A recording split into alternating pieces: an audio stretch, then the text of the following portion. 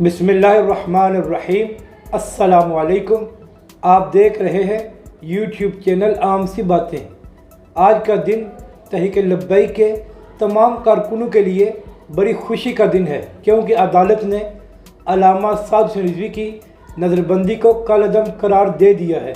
दरअसल ये अल्लामा साद हुसैन रिजवी की नज़रबंदी को कलअदम करार नहीं दिया गया, बल्कि उन लोगों और उस हुकूमत को कलअदम करार दिया गया है जिसने ये फ़ैसला किया था। और यह हुकूमत को एक बहुत बड़ा झटका लगा है और हुकूमत बुरी तरह एक्सपोज हो गई है कि उन्होंने अल्लामा साद हुसैन रिजवी और तहरीक लब्बैक के दीगर तमाम कायदीन को बग़ैर किसी वजह के पिछले 5 महीनों से गिरफ़्तार किया हुआ था। अब देखना यह है कि जो बड़े बड़े मीडिया चैनल्स हैं, क्या वो इस खबर को नशर करते हैं और हुकूमत पर तनकीद करते हैं कि हुकूमत ने किस तरह तहरीक लब्बैक के अमीर को बग़ैर किसी वजह के पिछले 5 महीनों से गिरफ़्तार किया हुआ था।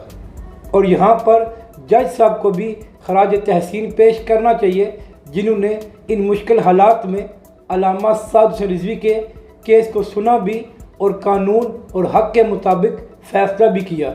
और तहरीक लब्बैक के तमाम वकला का भी शुक्रिया अदा करना चाहिए, जिन्होंने बड़ी दिलजमी से अल्लामा साद हुसैन रिजवी के केस को लड़ा और उसको जीता भी।